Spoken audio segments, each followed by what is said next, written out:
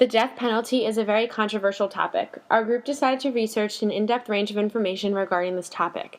We have found there are both pros and cons of using the death penalty as a way to serve justice to criminals who deserve it. Many states have different ways for execution. Pros of the death penalty.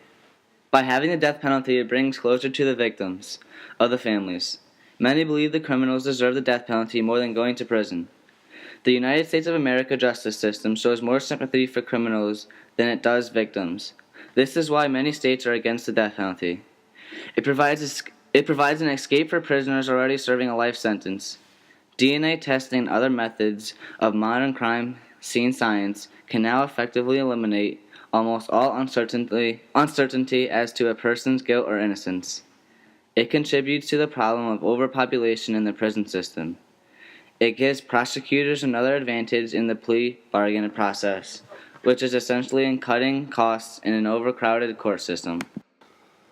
The following states have the death penalty: Alabama, Arizona, Arkansas, California, Colorado, Delaware, Florida, Georgia, Idaho, Indiana, Kansas, Kentucky, Louisiana, Mississippi, Missouri, Montana, Nebraska, Nevada, New Hampshire, North Carolina, Ohio, Oklahoma, Oregon, Pennsylvania, South Carolina, South Dakota, Tennessee, Texas, Utah, Virginia, Washington, and Wyoming.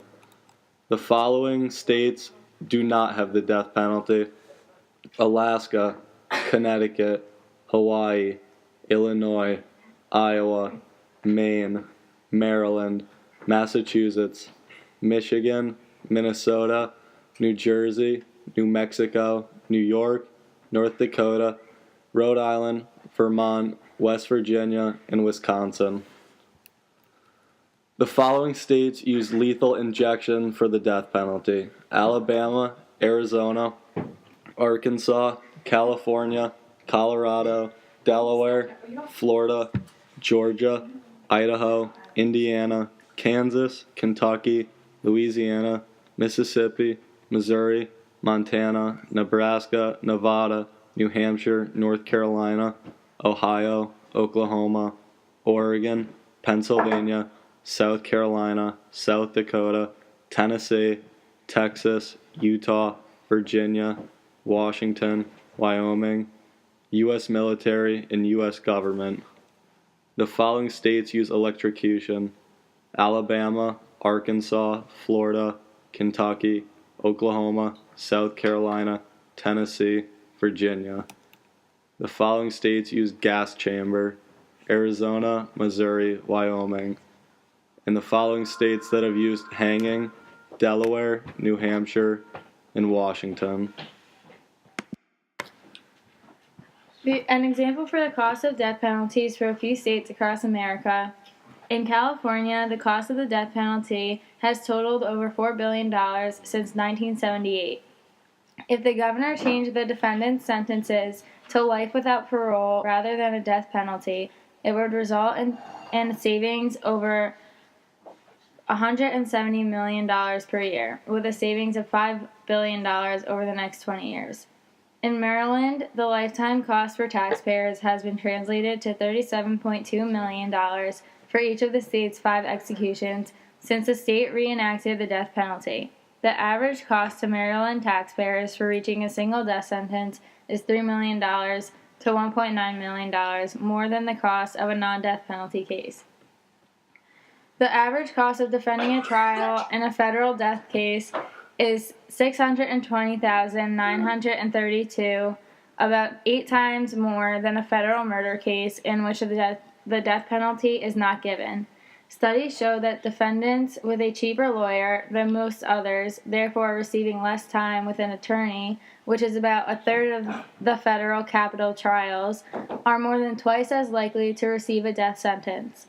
In regards to the other 2/3 of the defendants, with only a 19% chance, they are far less likely to be sentenced a death penalty. In Washington, during a trial, Death penalty cases are estimated to produce roughly $470,000. In New Jersey, taxpayers have been charged $253 million since 1983, a number that is an extravagant amount above the cost that would have been required had the state utilized a sentence of life without parole instead of death. In New York, they spent about $170 million over 9 years, resulting in no final death sentences or executions. All 7 death sentences that have been imposed were overturned. There are many cons of the death penalty. First of all, it takes a long time for it to actually go through with, and it doesn't happen immediately. From the article "Death Penalty will cause more pain" by Judy Kerr, she states, "I will never support the death penalty. I know now, more than ever, revenge will not bring back my brother." She feels that there is no reason to kill someone because she already lost her brother. It is a way of honoring someone by not having the death penalty. Also, over 1,188 people have been executed from 1977 to 2009 through lethal injection. The death penalty wrongly gives the government the right of taking a life in their hands. A lifetime in jail is less expensive for the government and less extensive than death. Also, the death penalty is perceived as immoral. Thurgood Marshall stated in the U.S. Supreme Court in June 29, 1972, Furman v. Georgia, the capital punishment violates the Eighth Amendment because it is morally unacceptable to the people of the United States at this time in their history. In judging whether or not to give penalty is morally acceptable, most courts have said that the punishment is valid unless it shocks the conscience and sense of justice of the people. The Eighth Amendment states there should not be expensive bail or cruel and unusual punishment. The death penalty is most definitely a cruel punishment. To keep a person in prison for life, it costs taxpayers $32 billion a year per person. The average amount of money for the public to keep someone in jail is over $1.5 million and costs roughly $25,000 per year, multiplied by however long they are in jail for. Usually people who have a life sentence without parole end up committing suicide. An example is Ariel Castro, who was sentenced to life without parole and ended up killing himself in jail. He was found hung. Therefore, overall, it is better for our taxes as us citizens and government to keep people in jail rather than giving the death penalty, which is much more expensive.